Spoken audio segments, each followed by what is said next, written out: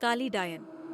यह कहानी एक सचमुच की घटना है जो कि मैंने अपनी दादी से सुनी है और बहुत पुरानी है।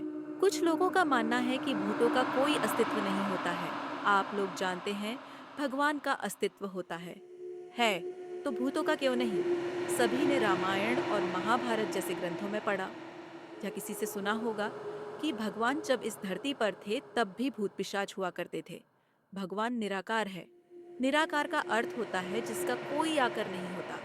जो लोग जिस रूप में भगवान को पूजते हैं, भगवान उसी रूप में उसे दिखाई देते हैं। तो प्रेम से बोलिए, भक्त और भगवान की जय। और समय व्यर्थ न करते हुए मैं आपको अपनी कहानी की ओर ले चलता हूँ। बहुत पुरानी बात है। तब पानी के ज्यादा साधन नहीं हुआ करते। लोग कुएं, बावड़ी, तालाब आदि से पानी पिया करते थे। तो यह कहानी भी एक तालाब की है जो कि उस काली डायन के जादू से अमृत से जहर बन गया था। यह डायन कैसे बनी, कैसे इस तालाब का पानी विष बन गया, मैं यह कहानी आपको बताता हूँ। एक गांव में एक औरत के कोई बच्चा नहीं था। वह औरत गांव के मुखिया की पत्नी थी। उसके शादी को काफी समय हो गया था। सब लोग उसे बांझ कहा करते थे। सारे गांव वाले उसका मुंह भी नहीं देखना कहते थे। कहते थे कि इसका मुंह देख लिया तो पूरा दिन बेकार चला जाएगा। पर मुखिया की पत्नी थी, इसलिए लोग थोड़ी बहुत बातचीत कर लिया करते थे।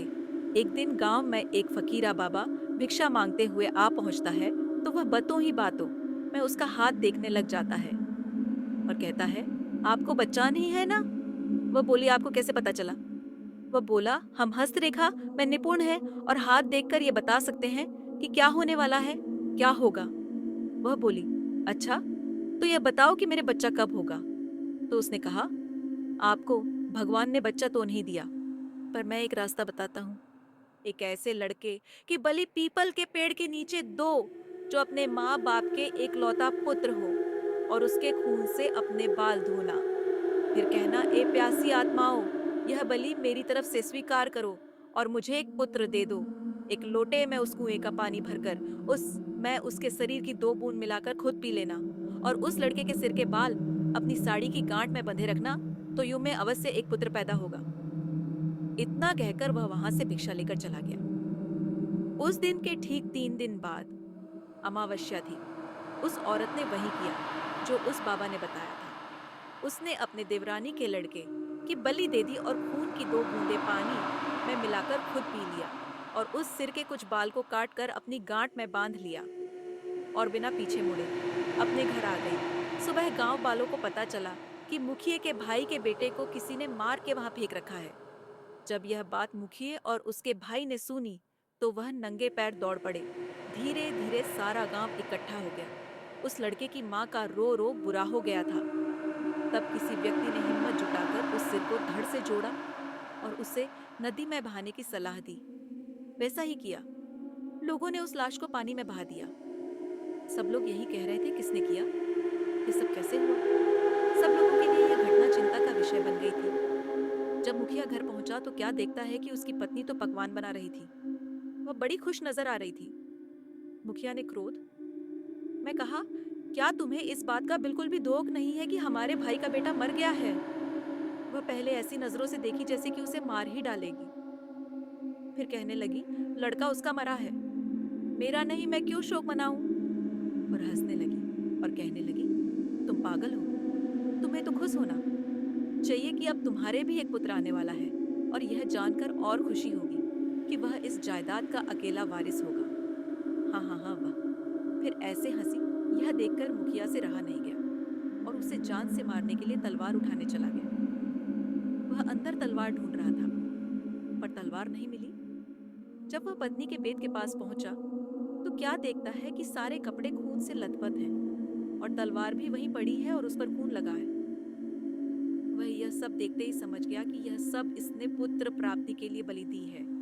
उसने उसे मारने का विचार बनाया कि अभी मैं इसको मार दूंगा तो सब लोग मुझे गलत समझेंगे, और वह वहां से चला गया। उस दिन से गांव में ऐसी ऐसी घटना होने लगी। किसी की भैंस मर गई, किसी ने उसे मार डाला और उसके शरीर के अंग इधर उधर फैले पड़े, जैसे कि किसी ने उसे नोच नोच कर खाया हो। तो किसी दिन किसी का कुत्ता, किसी का बछड़ा, तो किसी की बकरी मर गई, और उसी तरीके से वह मर रही थी जिस तरीके भैंस को किसी ने मारा था। ऐसी घटना से सारा गांव परेशान था। किसी को यह समझ नहीं आ रहा था कि आखिर हो क्या रहा है। एक दिन की बात है, मुखिया रात को अपने गेट के पास सोया हुआ था। आधी रात के इसमें उसे गेट खुलने की आवाज आई। वह जाग गया। उसने देखा कि एक औरत बाल फिकरे हुए आधी रात को बाहर चली जा रही है। देखने मैं तो ऐसा लग रहा था कि जैसे उसको कोई खींच कर ले जा रहा हो। भादो, अगस्त की काली रात थी। चारों तरफ से आवाजें आ रही थी, कहीं शियार तो कहीं कुत्ते भौंकते। ऐसा लग रहा था उसे कि जैसे यह रात जाने क्या कयामत ढाएगी। अचानक उसे एक गाय के बछड़े के रंभाने की आवाज आई। वो समझ गया, हो न हो यही सारे गांव की बर्बादी का कारण है। मुखिया के दिमाग में एक आइडिया आया कि क्यों ना मैं चलकर देखूं कि यह कहाँ जाती है। गांव का मुखिया चारों तरफ देखता है, लेकिन उसे कोई नहीं दिखाई देता। जब वह घर लौट रहा होता है, तभी जंगल से एक अजीब आवाज आती है। जिज्ञासा और हल्की घबराहट के साथ वह उस आवाज की दिशा में जंगल की ओर भागता है। जंगल बेहद डरावना था। चारों ओर एक अजीब और खौफनाक माहौल था। उसे ऐसा महसूस हुआ जैसे कोई उसका पीछा कर रहा हो। अचानक मुखिया शांत हो गया। उसने देखा कि नदी के किनारे एक पेड़ के नीचे कोई बैठा हुआ है। यह समझने के लिए कि वह कौन है, वह धीरे धीरे उसके पास गया। जैसे ही वह पास पहुंचा, उसने देखा कि वह एक डायन थी।